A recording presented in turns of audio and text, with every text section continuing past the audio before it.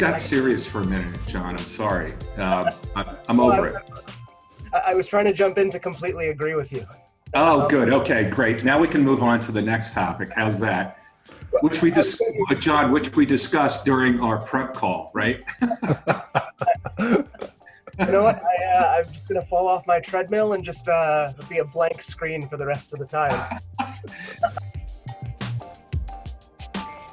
All right, well, welcome to episode 5 of The Stream, an unscripted, unedited, free-flowing conversation with guests who reject the status quo with a bias for change in the world of water and beyond.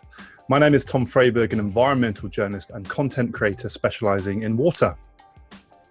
And my name is Will Sarni. I'm a water strategy consultant, and I am doing my part to solve wicked water problems. And together we are delighted to welcome Jon Grant as our guest this week to talk about making water smarter, our collective journeys into water, and let's not forget bow ties. Jon, come in. How are you? I'm doing well. How are you guys? I'm good. So this is a nice little introduction because for people listening to the podcast, Jon is in fact walking on a treadmill. So if you do hear him getting out of breath towards the end, that explains it. And for people watching, the stream can take no responsibility for any motion sickness encountered whilst watching. So, Jon, good to see you. So we've got a lot to talk about, but your thing is bow ties, right? This is your signature, your party trick. And in fact, whilst we're talking, you've just tied it effortlessly by the look of it. Yeah, not my best tie, but hey, I do what I can. And in your honour, me and Will have actually we've spruced up today, right, Will? We've brought out the finest. Well, I want to say the finest. Prime delivery within 24 hours bow tie. But how's your it's 5:30 there, Will? So it's a good effort to put that on that early. Well, you know, there are really very few people in the world that would get me to tie a bow tie at 5:30 in the morning. Wait, I've got to say, you guys are looking stellar. Well, here we are. With bow ties. So, Jon, carry on the walk in because we kind of want to see that pace increasing towards the end to see how many steps you can get to. But we're going to kind of change roles today. I want to find out more about kind of your mantra, which is making water smarter, which ties into the bow tie thing and kind of your background and working in the Canadian sector and such. And then we're going to throw the hosting baton to you because we've had a couple of people ask us, hey, how did you, Tom and Will, get into water? What's your background? What's your role? You know, what sort of gave you the context to do the stream? So we'll have a change halfway through. But so Jon, making water smarter. What do you mean by that? Yeah, no, good question. And I think it's beyond, you know, digital or AI or sensors. I think it's the whole aspect and taking a holistic approach. So it really comes down to, you know, how are we getting better information and information in a more streamlined approach, and then building on that, how are we making better decisions within water, wastewater, and any of those aspects. So really making water smarter to me is getting the right technologies, information, you know, or any mindsets, you know, within water and wastewater utilities or large users. Jon, what about the people side of that equation, the workforce? Not that, you know, people are not smart, but, you know, that's part of the challenge. Well, exactly. I mean, I think the people are smart, and it's all about how do you augment that intelligence. It's really about helping people to understand that, you know, smart and intelligent water systems aren't there to replace them or change anything. It's really there to help make them, you know, look better, do better. And really it's about making their life easier. But it shouldn't be confused with digital water, right? 'Cause I think sometimes in the past when the phrase is digital water, smart water, intelligent water, smart water is much more holistic. Digital water is a part of that, right? Exactly. And I think digital water is a big aspect of that because, you know, the digital water approach is really how do you get the information, you know, how is it centralized, normalized, and put in a place where people can access it to then do smart things. It's not exactly, the digital part isn't smart. I mean, there are a lot of smart things within it, but the smart part is, so what do you do with it? And I think the big question is to what end, and so what? This is really interesting. I never thought we had somewhat different views of digital, smarter water. Mm-hmm. Well, we are pretty smart people, so we're bound to Well, have. no, you are. You can tie a bow tie at 7:30 in the morning while walking on a treadmill. Yes, and I will state, this is the first time I've had to use an alarm. Well, the second time, besides our pre-call, since we've been locked down. So, Hey, John, no one knows that we have pre-calls, so you just kind of blew it. The pre-call was just to schedule dates, right? There's nothing more, just to basically coordinate bow tie colors, that sort of thing. But okay, so the difference between smart water digital being a component within that, much more holistic. But I mean, what took you to that, the tagline of your the bow tie thing? But what's your journey to get there? I mean, I just want to know what stage did you kind of have some bow ties as a kid for your birthday, and it's like then the obsession started? Because I think people, you're in Dundee University, right? And then you spent some time in the Netherlands as well. But I think people in our collective circles will know one of your, as well as obviously from the intelligence and the smart water side, is your calling card of these ridiculously funky bow ties that have things in them, whether it's taps or tools or coins, right? So tell us a bit about that. Yeah, so my bow tie journey has been a long one. It starts with there are really two people that I'd like to give credit to this. One is my best friend from high school, still is. He used to always wear bow ties. And one thing we always used to joke is it was the only reason that he looked smart. And so, he could tie a bow tie. He couldn't do anything else, but he could tie a bow tie.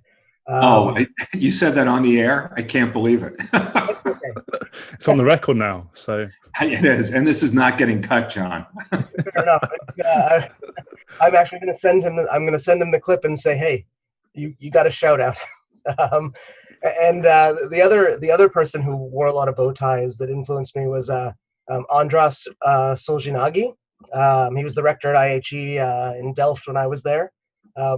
He actually, in his retirement speech, gave a very interesting presentation on how environmentally friendly bow ties are, because they use a lot less fabric, so therefore less water, less dyes. And so I was already wearing bow ties by then, so I was 100% in agreement with everything he said. And I think I just, I loved it. And the weirdest thing that I found about wearing it is everyone remembers me.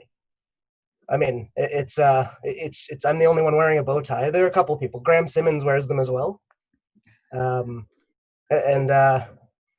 Yeah, so it's been a fun. It's not a bad trick, is it? Really? I mean, when you go to events and there's a crowd of people and you reach something, you're the bow tie guy. I remember you. You had the funky bow tie. It's kind of your thing, right? Yeah, I mean, I'd like them to remember me for saying something interesting or helping them out as well. But I'll take bow tie guy.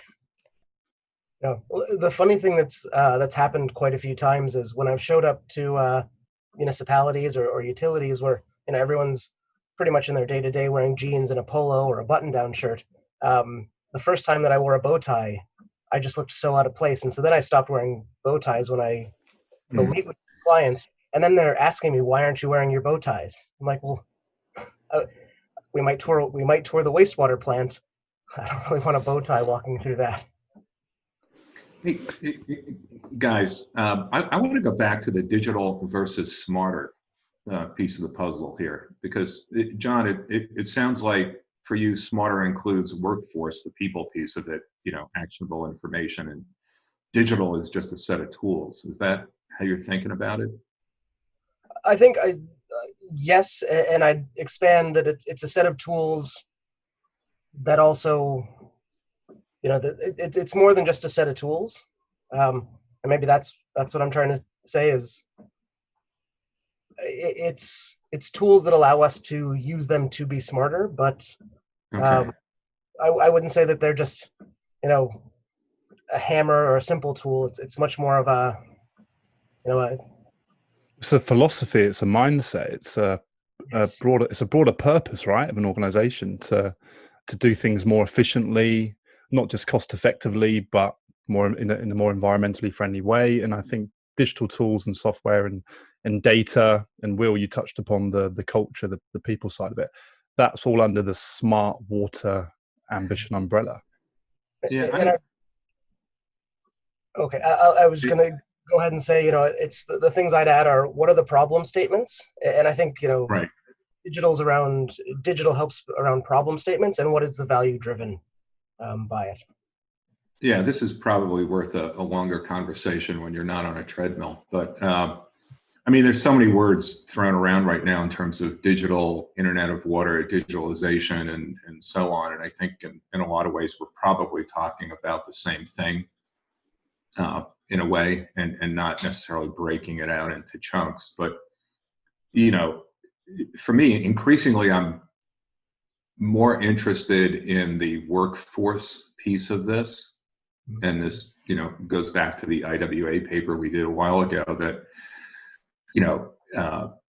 digital transformation was very dependent upon CEO leadership, commitment, alignment with strategy, and having an organization become a learning organization, not afraid to take risks. And that was a big challenge, in addition to things like cybersecurity and so on. But the people side of it was and increasingly more interesting to me in terms of how do we become digital utility, manufacturing, whatever it may be. I got serious for a minute, John. I'm sorry. I'm over it. I was trying to jump in to completely agree with you. Oh, good. Okay, great. Now we can move on to the next topic. How's that? Which we discussed during our prep call, right? You know what? I'm just going to fall off my treadmill and just be a blank screen for the rest of the time. Please don't do that.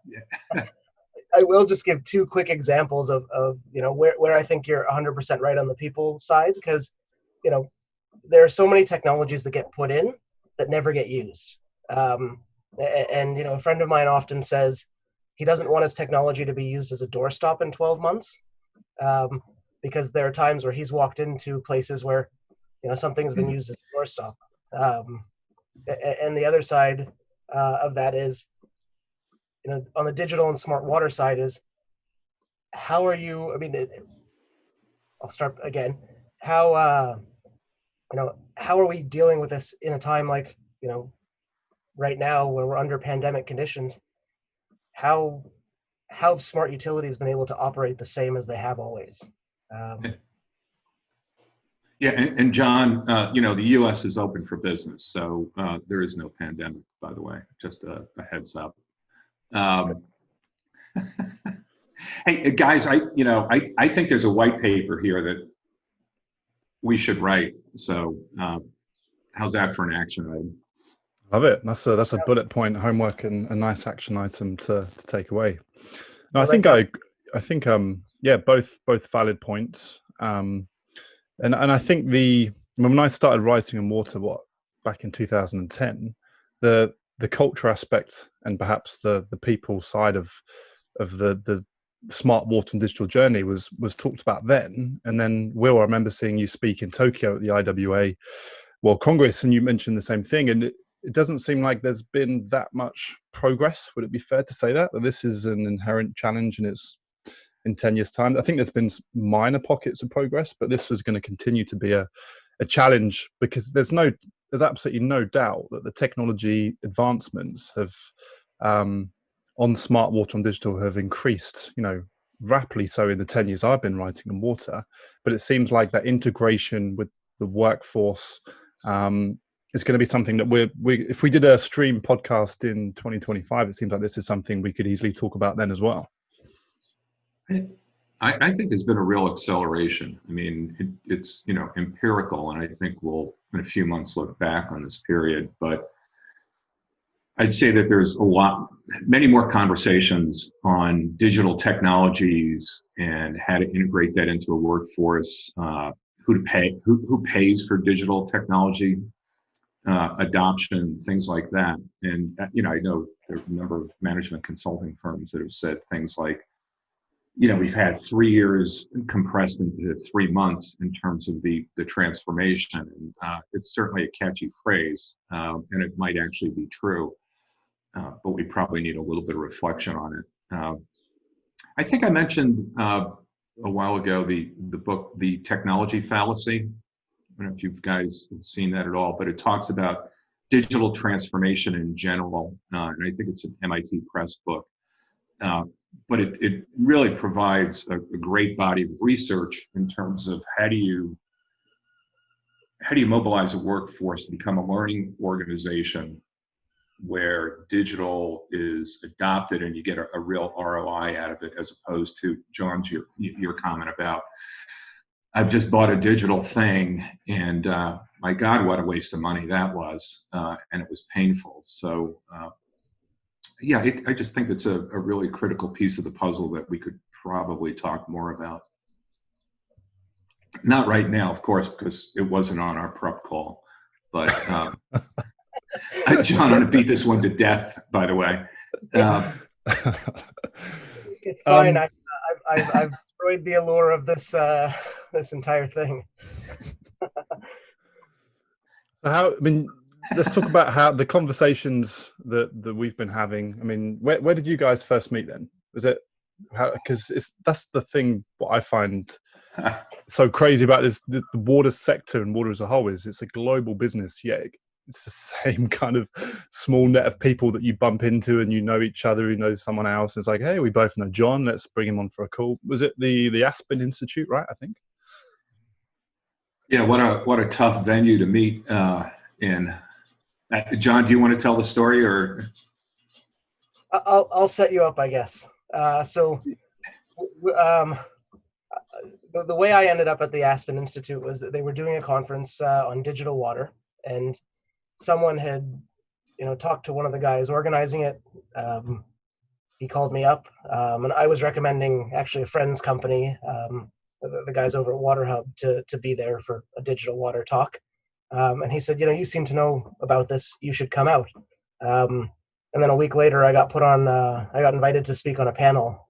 And it was a great panel. It was Will was on it, Monica Fryman, and I think it was Ryan Barr was the other one. And so I'll let Will take it from there. So we met at an Aspen Institute event that was one of the handful of events that informed a body of work that became the Internet of Water initiative. I believe it was funded by the Water Funders Initiative in the West. And the Nicholas Institute at Duke University was part of that. Martin Doyle and the Aspen Institute was the convening organization. So I was at Deloitte at the time, and it was, I thought it was a great event in terms of, curation, dialogue, how it was facilitated, and so on. But the highlight, of course, was meeting John. And the highlight of meeting John was his closing joke in his presentation. And I'll leave the joke to you, John, but that, I think, pretty much cemented the deal that, okay, I think I want to hang out with John because he has a sharp wit and is fearless in terms of who he pokes fun at. So, and that's your cue, John. So it was at the height of the Toronto mayor smokes crack story, which I think it was 2015. He had just been caught smoking crack multiple times, and so I found a picture from the internet and ended by saying, if you're not being smart about your water, you're smoking crack.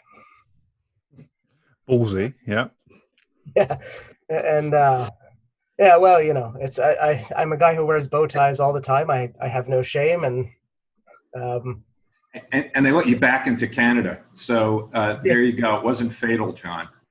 And I still am allowed to live in Toronto. Yeah, well, but you're living in your basement, so I don't know. only work in my basement.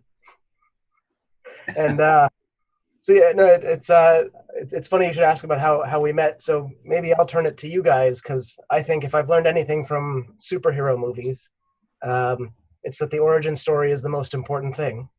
Oh, that's good.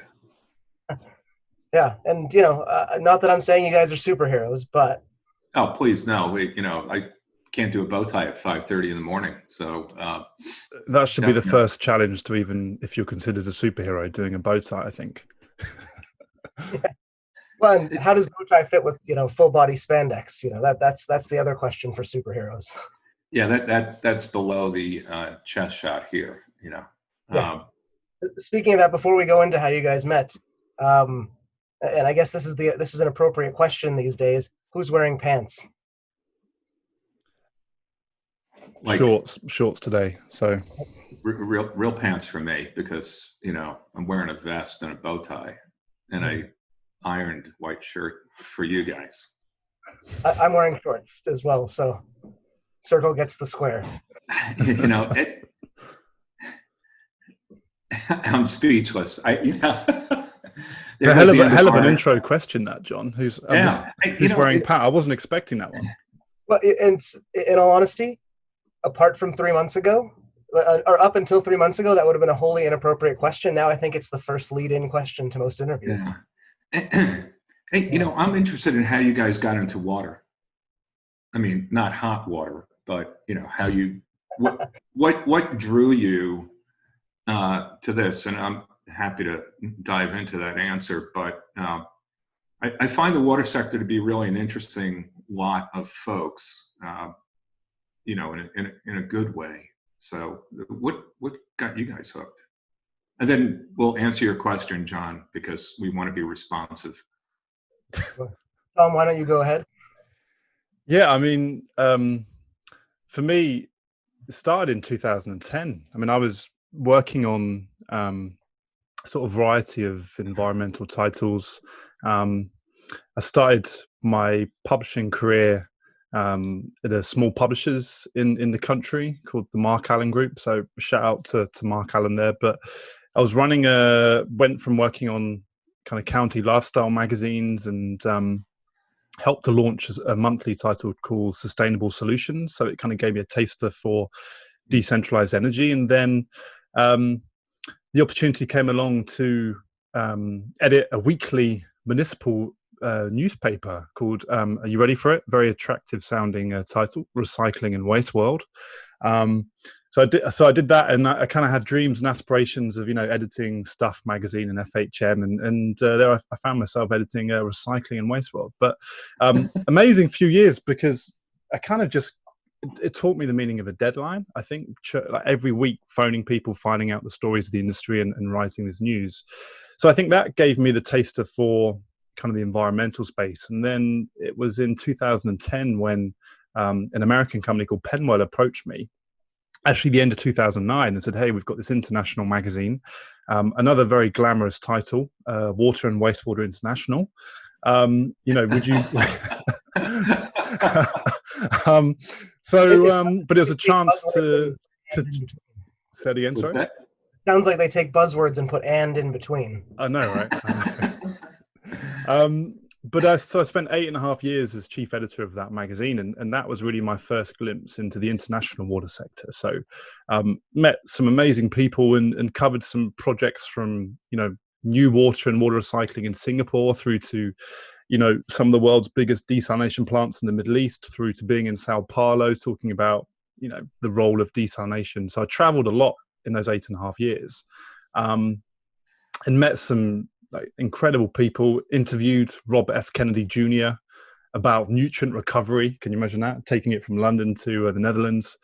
And then it was in 2018 that company was acquired by an event company based in the UK. And I kind of, in your career, you get those forks in the road where you can either go one way or the other. And it was kind of, should I take a job in energy or stay put in water and launch my own business? So then the summer of that year, I decided to take the redundancy option, launched Atlantean Media, my business, as a media and content consultant, and really just carry on building from that network over the last 8+ years. And that's really, I think, where I came to meet you, Will, for an event that for Aquatech Innovation Forum we put together in Amsterdam. And John, I actually met you when I was chief editor in Abu Dhabi at the World Future Energy Summit, right? The International Water Summit. Very random when you were representing an AI company. And yeah, I think you're right, Will. I mean, what I personally love, I mean, I just like to tell stories and kind of find out about the people and how they got into water, and the amazing personalities in water and the technologies as well. But I think for me, it sounds like a bit of a cliche, but would it be right in saying it feels almost like a family? And I saw that recently at another event we're at, John, the World Water Tech Summit, and I kind of rocked up one morning and there was, the head of Jacob's Water, the head of Suez Water, someone else, and it's like, guys, it's the usual suspects. We just grabbed a coffee, and it seemed like nothing had kind of the same, even though some of us had shifted roles a little bit, it was the same people. And I feel like that continuity and the same people, and an old boss of mine, shout out to Tim Dower, the publisher from Penwell, said to me that the water industry is a bit like a lobster net. You kind of get in, and then you're there for life because you just get it. And so I think that the storytelling aspect, I love the technology side as well. I think I'm this inner geek that likes to know how things work and fit together. So that side, and then I think the main part as well with water is, with what we're doing, you feel like there is a difference we're making, and this is a challenge. Will, you call it the wicked problem of water, but I really feel like what we're doing, and especially communicating and finding solutions, is helping for a greater good. So I think all of those things, when you package it together, I mean, it's a really amazing place to work.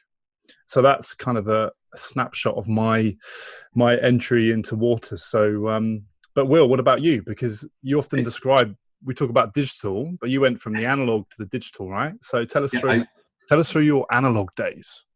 Yeah, I am that old. For me, when I was in graduate school, I had this plan to go into oceanography, and actually my master's dissertation was on an oceanographic topic. But I got a job with a groundwater consulting firm in New York, Garrity and Miller, which at the time was a boutique, very specialized groundwater consulting firm, and absolutely got hooked on fresh water, drinking water, providing access to water. And one of the founders, David Miller, said that if you decide to go into a career in groundwater or hydrology, you'll have a career for the rest of your life because it's a public health issue.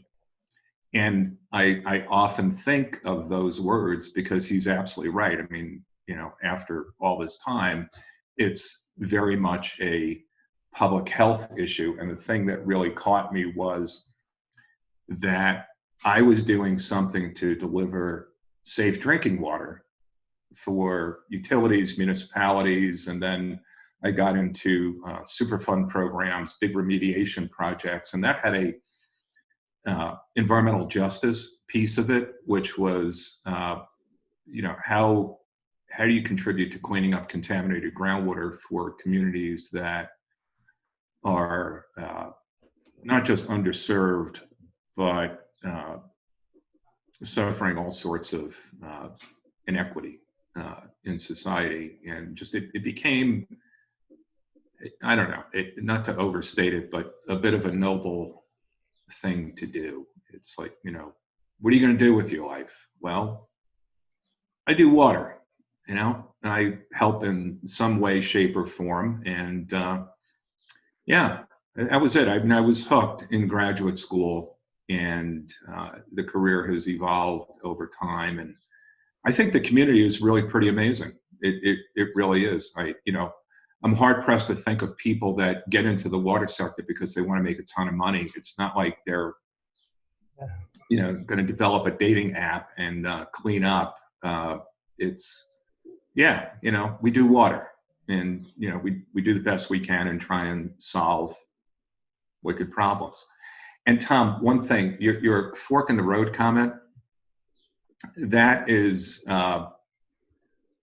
allegedly a quote from Yogi Berra, Is that right? the baseball player.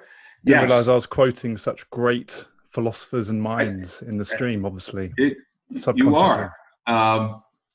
And the story goes that someone asked how to get to his house, and he said, when you come to a fork in the road, take it. And if I think about my career, I think I did that too, by the way. I often think back to those fork in the roads though, because it's literally one of two decisions and it can completely, your life goes in a certain direction. And I think, right.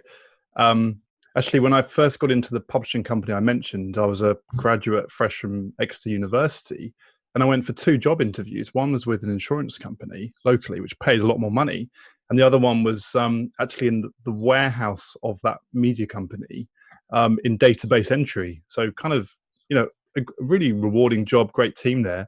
But and it was that fork in the road. It's like, well, is it better to work in media and publishing with some, great environmental titles and kind of work my way up, or to take more money? And I had no passion for insurance and numbers and data and that sort of thing.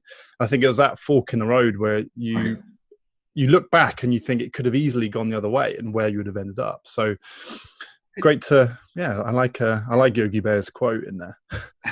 So, John, I know we flipped this around to really where we're the guests and you're the host, so we might have to add with John to the stream. But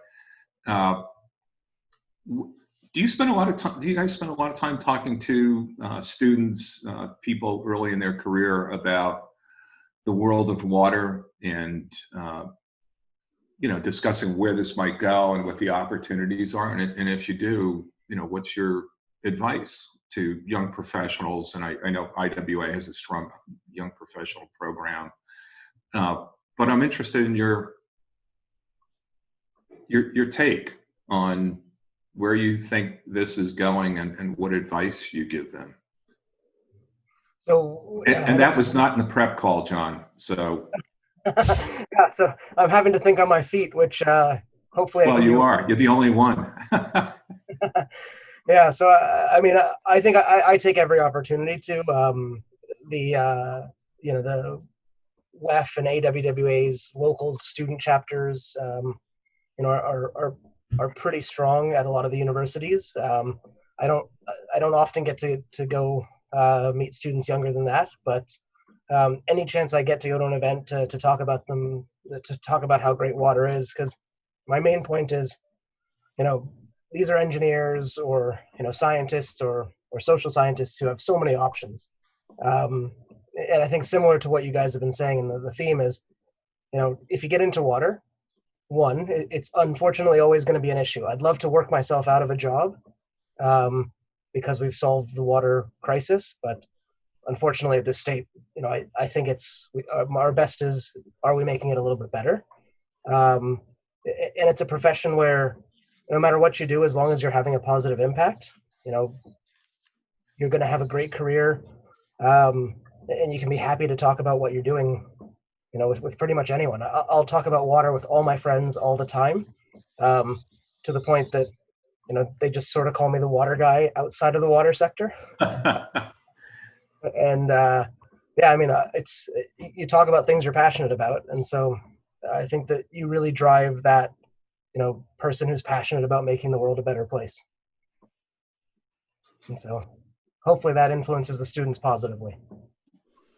I think it's interesting, and you're right about the different chapters. For some of the events I've helped organize, we always try to integrate future water leaders or young professionals to make sure that they have a voice at the table. And I think it's going beyond that. I had an interesting chat after the event we built in Amsterdam. It's like, actually, for future events, and certainly part of an ambition is not to almost have a separate session and say, right, this is the future water leaders. Actually, completely mix up a panel from the CEO of a water utility to a tech entrepreneur through to an environmental science student, because I think having that voice, an equal voice, as part of an integrated session is kind of the way forward.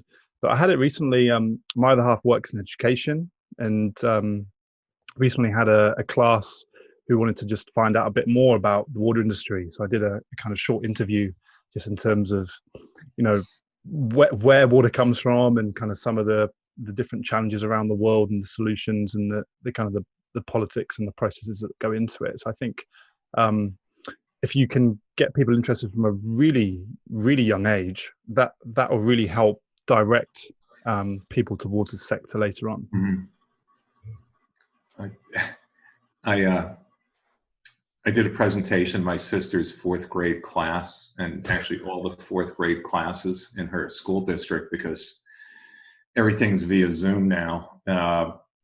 And it was fascinating in terms of the questions that 4th graders asked about water. And it was really one of the best things I've done this year in terms of, I typically think about engaging with students, but, high school, college, law school, whatever, not 4th graders. They were tough questions. So I don't know. I think it's now part of what we do as professionals. It's ensuring that, we can engage younger generations.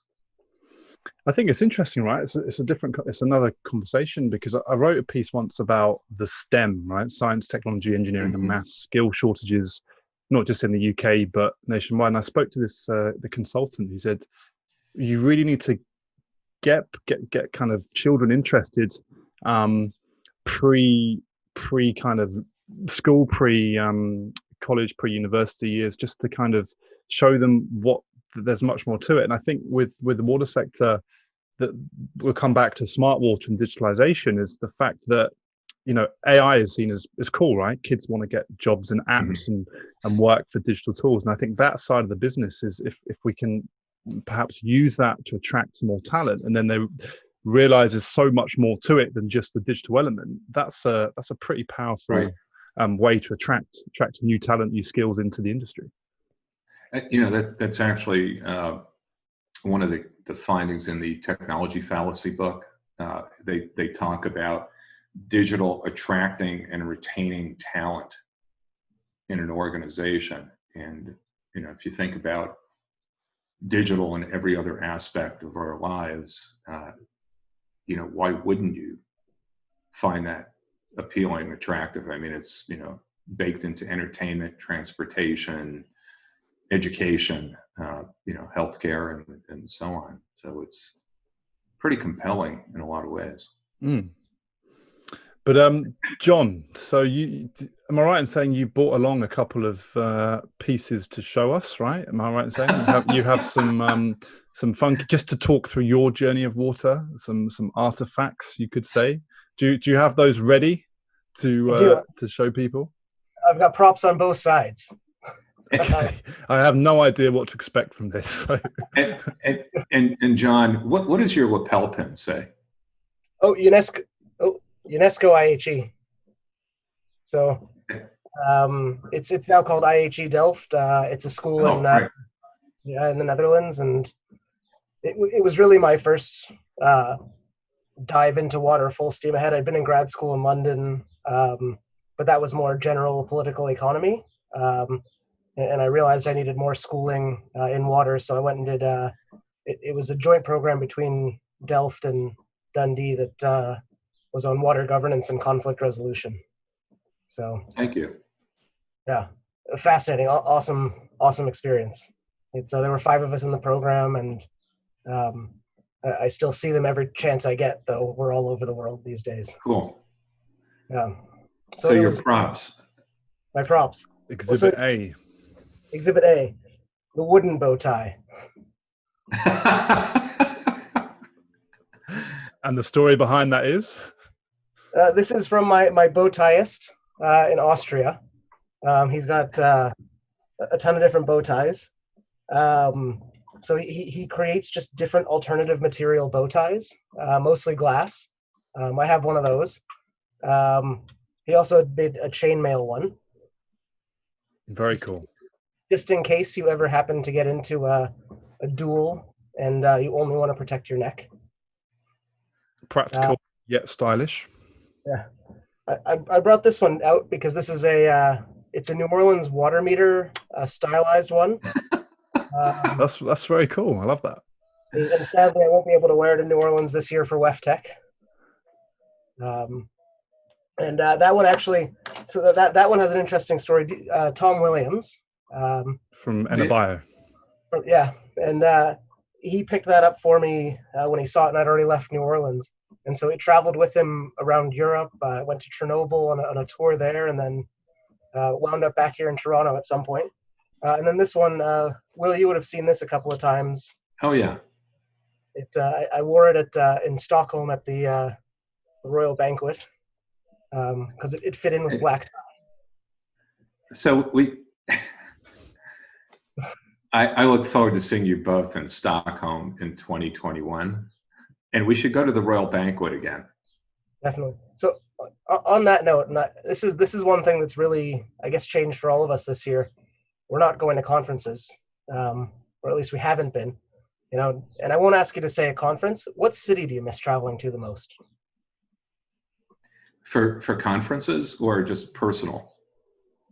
Or is that a two-part answer? This is a fork in the road, and I will let you choose it.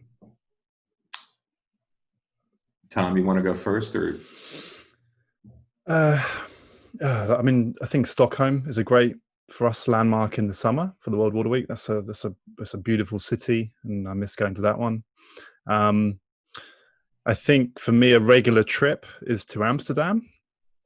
I normally make that trip twice a month for work.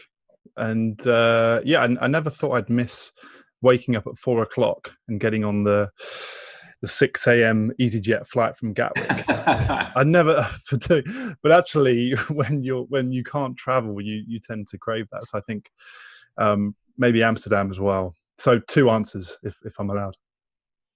It was an open-ended fork in the road, and you took that one.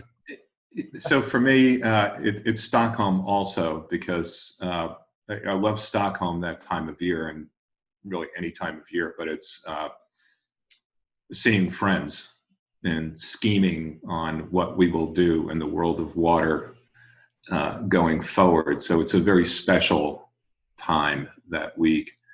But the other fork in the road is, cities I miss.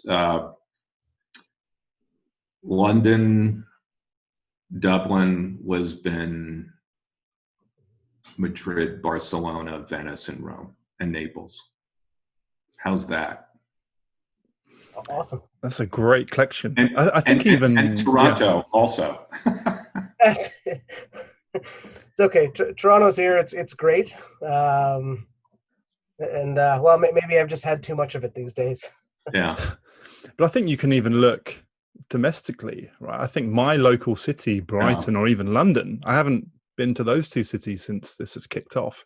And I kind of miss those regular trips, even just for meetings and travel. Is just completely, all travel shut down. So I think even when you look closer to home, you can have a bit of nostalgia and kind of reminisce from those local cities. Right. We'll get there. We will. Things are opening up shortly. But well, gents, that has taken us to a decent time. I think we've to try and wrap things up. John, how many, just to find out, how many steps have you done on the treadmill now? Just what is your step count for the day? Let's see. We'll check the watch because that's usually more accurate.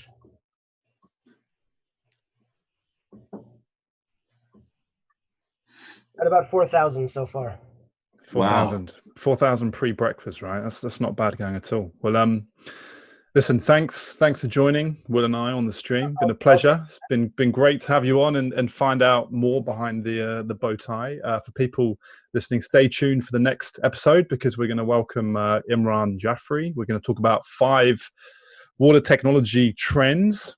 And maybe do some myth busting and kind of debunking the myths with Will as well. So that'll be a good one to keep an eye out for. Will, pleasure as always. And thank you, gentlemen. Tom, be well. And John, you have a bottle of a spirit that you want to hold up, don't you? Well, you guys were talking about that last week, and I was super jealous. So I also brought a bottle of whiskey. Which is nice. Which one is that? Jura? Euro superstition. So when I lived in Dundee, this was sort of our standard in flat. Always, we just always had it around. And, you know, I was very jealous that you guys were talking about that last week. So, you know, I figured I might as well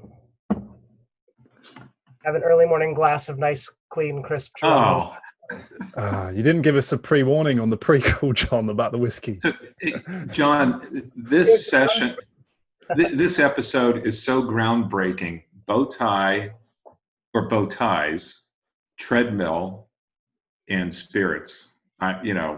Really, I'm not sure how we can top it. I mean, I think that's the next magazine that we can publish: bow tie, treadmill, and spirits. There we go. It's got everything. It's got. Yeah. All right, gentlemen, be well.